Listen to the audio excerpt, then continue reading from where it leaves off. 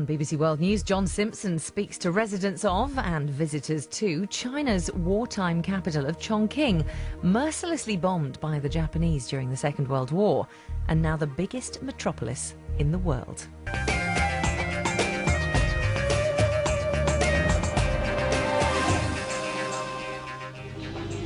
Hello and welcome to Chongqing in western central China. Now, you may not have heard of Chongqing. It's not a household name like Beijing or Tokyo or London or Paris. It is probably the biggest municipality in the world now. And like so much in China, it's all grown in a very short space of time. It was founded essentially in 1997. There's always been a city here called Chongqing. In fact, during the Second World War against the Japanese, between the Chinese and the Japanese, it was the Chinese capital, the temporary Chinese capital. Slightly nervous here, I might be ended in midstream by the traffic, which is a little bit unforgiving here. But you can see what's happening in this fantastic city now. These amazing buildings going up everywhere. This is a city, well, the municipality, which includes the areas outside the city, has a bigger population than Poland or Canada. It's an extraordinary centre, and it's becoming the centre of new industries here. I went the other day to a bus factory where they're starting to make green buses. It's in the forefront of Chinese and therefore of world industry. But I want to show you just another side of it, a side that is actually sadly dying out. So in a way, I'm hoping this will be something of a sort of historical record of what Chinese life used to be rather than what it is now. We're going down. Oh, first of all, I should tell you before we go anywhere else, the source of the music is here, and this is a sort of social service, really, so that people can come and dance. Really nice, really charming. Look at this. It's a very stately elderly couple here. A couple of men dancing together. A couple of old ladies dancing together. Actually, they're probably not as old as I am. And but down here is a different world, and I'll deal in a moment with why we should be interested in this world, but I want to show it to you. It's called 18 steps. 18 in Chinese is an expression, well, Han Chinese is an expression really just meaning a lot of steps, because there is rather a lot more than 18 steps.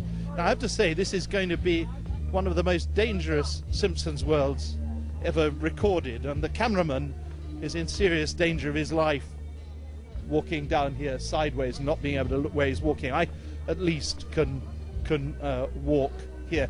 And our translator, Edra Liang, who's been a fantastic help to us on this trip, is going to just simply interpret for me as we go around the steps.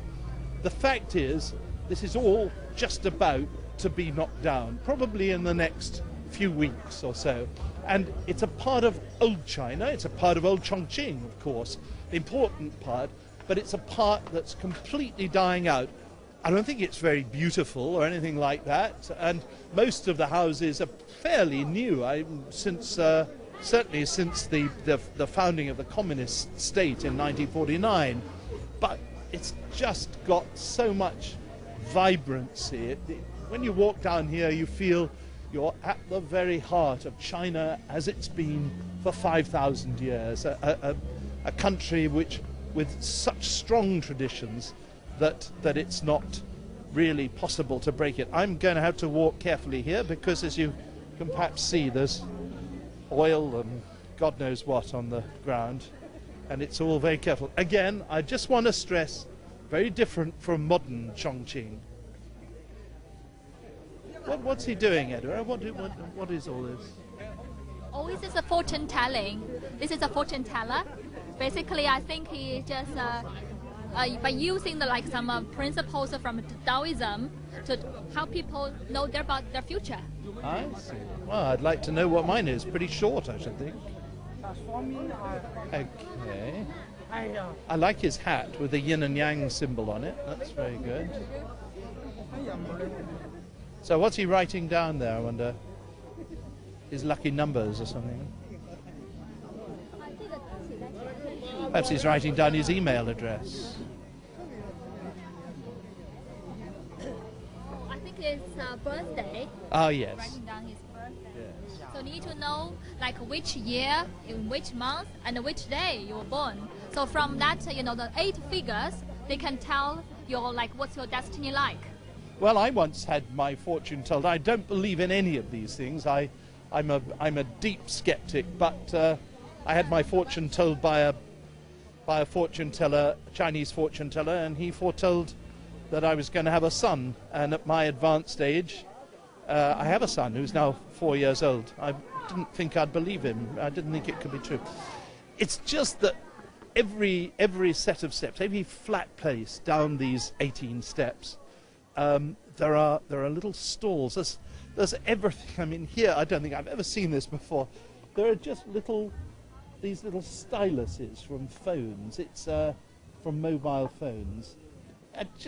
It's serving every single little sort of tiny ecological niche is kind of catered for here, and it's got that, seems to me to have that extraordinary Chinese ability to make a living under the weirdest and most difficult, most straitened circumstances, and I have to say, to be charming about it. This is now the second time I've been down here, and the other day when we came down, I don't think I've ever been so nicely received by people. Maybe they won't be like that. Ni hao. Ni hao. Can you ask him how old he is? 他多大了？ 2岁半。 2.5-year-old. Very nice. 他妈原来住在这个地方。 Oh, his mom used to live here, so that's why we came back to have a look. Oh, just to see what does he know they're going to pull it down? 那你们知道这个地方会被拆吗？知道，就是专门过来带小孩过来看，他们从来没来过这里。 That's why I, specifically took my child to visit this place because they've never seen this place before. We know it's going to be knocked down. Well, that's very nice. You can see. Thank you. 谢谢。 Thank you very much. You can see here, I mean, we're not talking about great architectural distinction. I mean, this is plaster and wood. It's uncomfortable inside. It's drafty. It's rainy. It smells quite a lot. Believe me, I went into some places a little bit further down. So I just really feel that one always has in this country more than most to kind of defend the interest in the purely picturesque, the purely attractive, but often very run down. It's a Western thing, of course. I mean, if the Chinese, local Chinese authorities, who are, have to say, a bit suspicious of us on this trip anyway, with no reason, if they knew that we were going to do this program, they would say, absolutely typical. All they want to do is to show the worst of China, the bad stuff, the cheap and broken down stuff, and they're ignoring the fantastic shiny buildings that are going up everywhere. Well, that is true. The fact is, of course, that those shiny buildings are precisely the same as every other shiny building all over the world. A Simpsons world which simply took us round the centre of Chongqing would be almost inseparable from any kind of Simpsons world in Shanghai or in Beijing itself or in Singapore or in Hong Kong or in Milan or any other city you can name, because inevitably now things are becoming homogenized. Remember the famous American writer Gertrude Stein going to a city in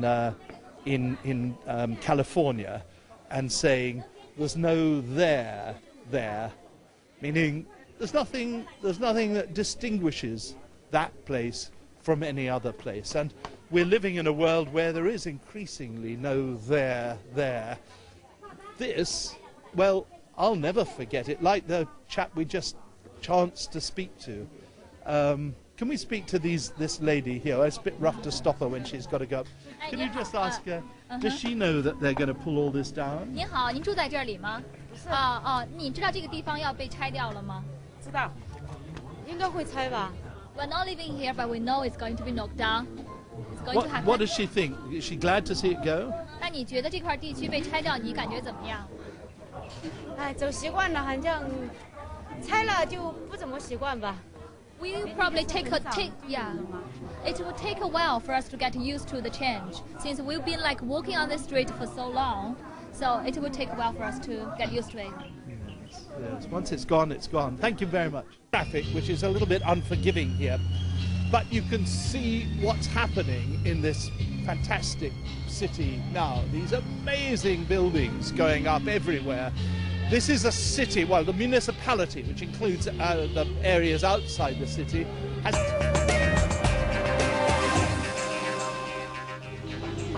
Hello, and welcome to Chongqing in western central China.